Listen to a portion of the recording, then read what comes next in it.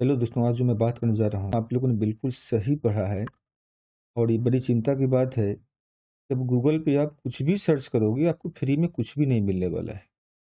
चाहे आप कोई नोवेल सर्च करते हो, चाहे आप कोई कंटेंट सर्च करते हो और आप चाहते हो कि वहाँ से आप कोई पीडीएफ को आप डाउनलोड कर सको या चाहते हो आप वहाँ से कॉपी पेस्ट कर सको, अब यहाँ पे आपको कुछ भी नहीं मिलने वाला है। उसका वजह है, उसका वजह क्या है, मैं भी थोड़ी देर में आप लोगों को बताऊँगा।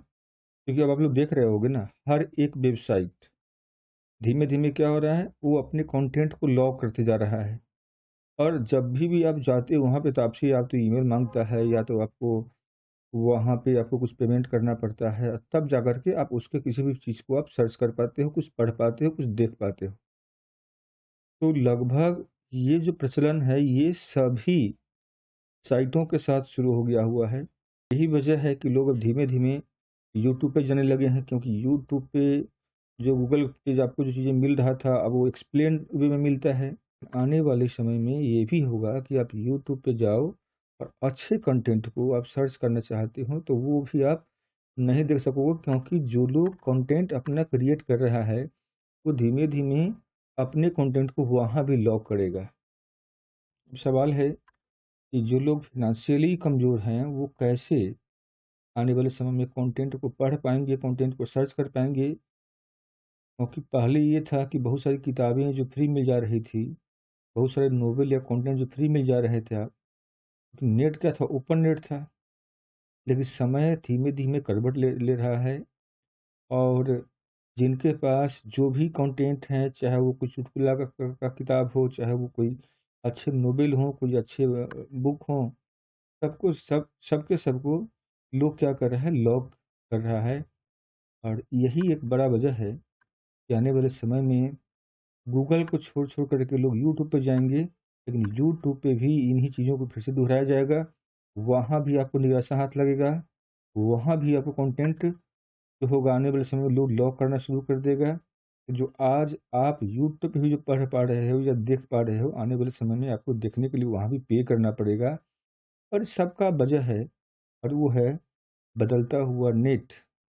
क्योंकि यही वो नेट है जो फैसिलिटी देता है लोगों को अपने कंटेंट को छुपाएँ, अपने कंटेंट को लॉक कर लें और आपसे और आप जब तक कुछ वहाँ पे नहीं करेंगे, तो कुछ लोगों के लिए फ़ायदे का भी बिज़नेस है, कुछ लोगों के लिए नुकसान का भी हुआ। समाज का एक बहुत बड़ा जो वर्ग है, ठीक है? धीमे-धीमे वो लोग क्या हो रहा है, वो इससे मरहूम होता हुआ जा रहा है। वो जो अफ़ोर्ड नहीं कर सकता है और जिस हिसाब से महँगाई बढ़ती जा रही है, जिस हिसाब से लोग एक तरफ जो अमीर है वो अमीर होते जा रहे हैं, जो गरीब है वो गरीब होता जा रहा है। लोगों का अफ़ोर्डेबल जो क्षमता है वो धीमे-धीमे कम हो रहा है और उसी हिसाब से लोग नेट वगैरह पे जाकर के कुछ फ्री में सर्च करके कुछ पढ़ पाते हैं, कुछ समझ पाते हैं, कुछ देख पाते हैं जो अब वो नहीं कर पाएँगे। लेकिन ये कुछ लोगों के लिए काफ़ी अच्छा हुआ है और कुछ लोग को इससे फ़ायदा ये मिलेगा कि वो अपने कंटेंट को रख सकते हैं, उसके उसके एवज़ में कुछ चार्ज करेंगे। तो दोनों दृष्टिकोण से हम देखें, पर एक चीज़ तो तय है, ओपन जो वेब है, उसपे जो डाटा है मात्र 4% रह गया हुआ है। जो ओपन जो नेट है जैसे गूगल क्रोम वगैरह, इस पे जो इन्फॉर्मेशन है वो मात्र धीमे-धीमे 4 से 5% रह गया है। सारा इन्फॉर्मेशन धीमे-धीमे कहाँ पे जा रहा है? वो सब के सब डार्क वेब के अंदर छुपता जा रहा है लेयर बाय लेयर। और अब आपको पे करोगे तभी आपको मिलेगा। और वो बदलता हुआ नेट क्या है? उसी नेट का नाम है डीप वेब या डार्क नेट। क्या होता है ये डार्क नेट या डीप नेट या डीप वेब? ये चलिए समझते हैं हम लोग। पहले हम लोग ये समझ लेते हैं कि सरफेस वेव, डार्क वेव और डीप वेव में क्या अंतर होता है। सरफेस वेव वो वेव है, ये सबों के लिए उपलब्ध है। सरफेस वेव वो वेव है, जिसको हम लोग यूज़ करते हैं, ये खुला हुआ वेब होता है। जैसे आप गूगल पे कुछ भी टाइप करते हो और आपके सामने जो भी आ जाता है, ये क्या है? सरफेस वेव है। आप सिंपली आपको कोई भी ज़रूरत होता है, आप जाते हो गूगल पे टाइप करते हो और आपके सर्च इंजन पे क्या होता है, फिर से वो जो भी चीज़ आप टाइप करते हो वो आ जाता है। तो ये क्या है? सरफेस वेव है। दूसरा होता है डीप वेब। ये वो वेब है जिसके लिए आप जब जाते हो कुछ सर्च करने के लिए, तो उधर से वो वेबसाइट कहता है कि आप कुछ पे कीजिए या अपना ईमेल डालिए।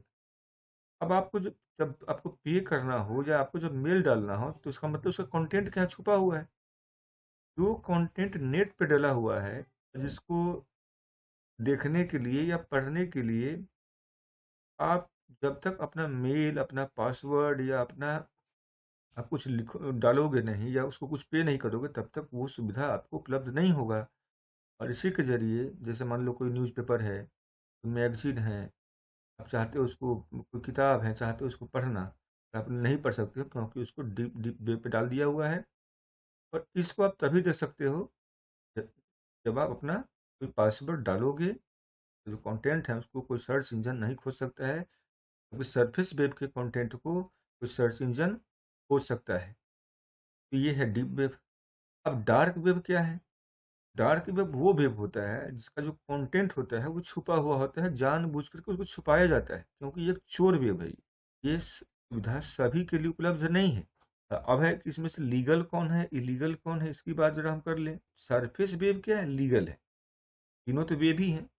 सरफेस वेब क्या है? लीगल है। डीप वेब और डार्क वेब। डीप वेब की बात करें, ये लीगल प्लस इलीगल दोनों है। इसमें कंटेंट छुपाया गया है और हो सकता है उसके अंदर क्या हो कोई नहीं जानता है, इसलिए ये इलीगल भी है। और लीगल इसलिए क्योंकि आप अपना पासवर्ड डालोगे, आप पे करोगे तो आपको सर्विस मिलेगा।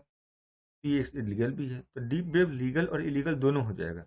जबकि जो डार्क वेब क्या होता है, ये भी इलीगल है, क्योंकि इसके अंदर कई तरह की गलत गतिविधियां संचालित की जाएंगी।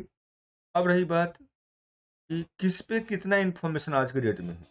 पहले क्या था, ज़्यादा इन्फॉर्मेशन था सरफेस वेब पे, पर अब उल्टा हो गया है। और सरफेस वेब पे कुल इन्फॉर्मेशन का 4 से 5% इन्फॉर्मेशन रह गया है, और सारा इन्फॉर्मेशन लोगों ने अब डीप वेब में डाल दिया हुआ है। अब वहाँ पे 95 से 96% इन्फॉर्मेशन वहाँ पे है।